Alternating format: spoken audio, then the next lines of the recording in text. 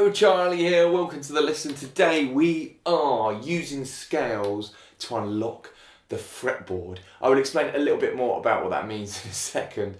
First of all, just want to say this is not a lesson for beginners at all. Before you sort of get into the lesson, I definitely suggest that you know some basic scale shapes. You know your major scale, minor scale, major pentatonic, minor pentatonic. You have a few shapes for those, and you understand that a scale is just made up of intervals. So that's distances between notes. So if that's the kind of concept that feels comfortable and you feel happy with, that's great. Probably a good time to proceed. Just to clarify what I mean by intervals, that's a distance. So if I've got a note on 2nd fret and I go to the note on 4th fret, that interval is a tone or 2 frets. If I've got the note on the 2nd fret and I move to the note on the 3rd fret, that note is a semitone or 1 fret. Okay, so that is what intervals are, and scales are made up of intervals.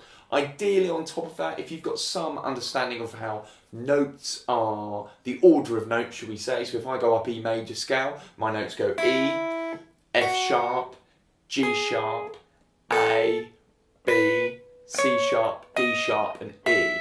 That is going to come up, and that will be something that helps you with this approach, okay? So there's my little disclaimer right at the start there. So what am I talking about? The way to unlock the fretboard using scales, and that is using scales and learning them across one string at a time. And that's what we're going to be doing, and that's what I'm going to be talking about and showing you why I think it's such a great thing and how it just changes the way you play, okay? And the reason is we as guitarists tend to, most of us, tend to learn scales like this, like kind of,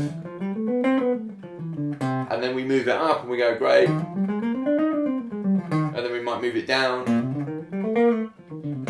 probably play better than that, but there you go. So that's a major scale moved up and down, and we sort of cut and paste the scale and we learn it kind of this way, and then we do a new idea and we do it further up and we do that, and that's great. Now my thing is that I think that actually you're being dictated what you're going to play by the scale shape itself, because the scale shape has a physical presence and you kind of play and you play really quick, and that's what's dictating the music that you make, not what you're hearing and not what you want to play. So we're trying to switch that the other way, and using the one string approach really helps with that. It helps because if I play E major scale up on the 1 E string as I did before, I'm able to see the intervals between the notes. Now, not to say you can't do that when you play it in position like this. But my point is, it's a lot easier to see it when you're moving up this way. You can see, like you would on a piano, you can see where the intervals are and you can see where you're going, okay? Now that can unlock all kinds of possibilities, particularly when then perhaps you're learning a new scale, like you might decide that you're going to learn the minor scale up 1 string, in which case you may just know that you're going to flatten a couple of the notes. You're going to play 1, 2, you're going to flatten your 3rd note, play your 4th and 5th, flatten the 6th note, flatten the 7th, and then up to your root. And that instantly gives you E natural minor scale, and that's the approach I'm getting for. You're taking a formula like the major scale, then you're learning that up the neck, okay, and then you're going to change it depending on which scale you want to play, and use that as your blueprint, and you start to unlock the fretboard in a much easier and kind of logical way. So that's my hard sell. It's also what I would call a disadvantage technique, which means that you are just disadvantaging yourself. So if I say you've got a solo for 5 minutes on E major scale on 1 string, you would probably, well I would probably after 30 seconds run out of ideas quite quickly and start to have to think very creatively. So you might just be kind of, you know, you might vary the tone of the note that you play. You might use slides a bit more creatively than you would otherwise.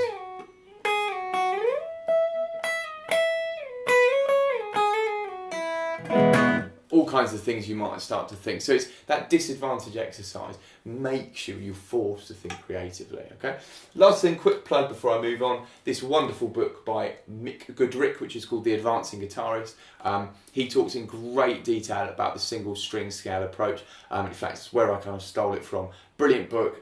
It's a little bit jazz focused in places, but the concepts that he discusses are really, really good and really well thought out. Even if you hate jazz, I definitely look at getting it. but do be warned, it is a very advanced book. There's not a lot of instruction, just kind of a sharing of ideas, but fantastic book, well worth a read if you're into that. So moving on, so just talking very briefly about practically how do you actually do this, what do you actually do? And it goes back to what I was saying a second ago. You need to work through as many scales as you can, just up one string and seeing the difference. So if I take, like I had before, I'll start with E major again. If I want to learn E mixolydian, for example, it's exactly the same as the major scale is what I mean, apart from we've got a flattened seventh. 1, 2, 3, 4, 5, 6. Flatten the seventh note, and that's my E mixolydian. Okay, I might decide that I instead want to play E Dorian. Compared to the major scale, E Dorian's got a flattened third and it's got a flattened seventh. So I'm going to go 1, 2, flat 3, 4, 5, 6, flat 7, octave. So it's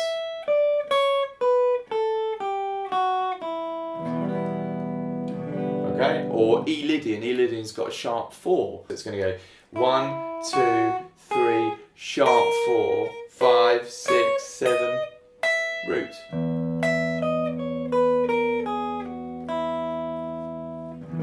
Okay. Finally, I might want to use E Phrygian, for example. So I know that E Phrygian has got a flat 2, and it's got a flat 3, and it's got a flat 6, and a flat 7. 1, flat 2, 3, 4, 5, flat 6, flat 7, octave.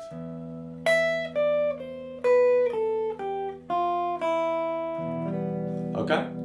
We're taking the E major scale, sorry, and we're adapting the formula each time, and each time we're seeing how the intervals make up the scale, and we're learning that way.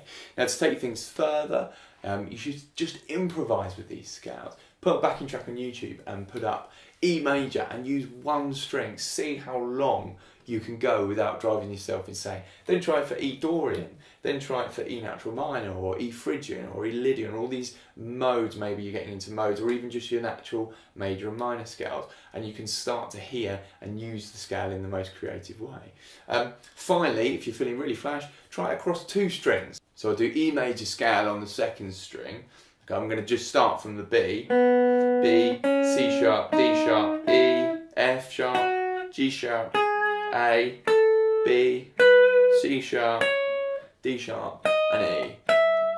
Okay, and I've run all the way up there. Then you connect the 2 together. So you might discover, like I did, that you play a lot of fifths. Oops.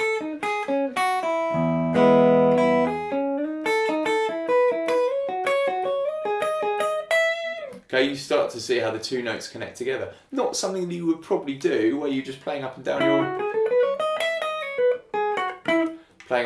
your sort of 9th position 1 octave major scale. So if you're stuck in a rut, give it a go. It's a really, really great way of learning scales, and you can take it further and further, and you'll find yourself just playing and improvising in a different way.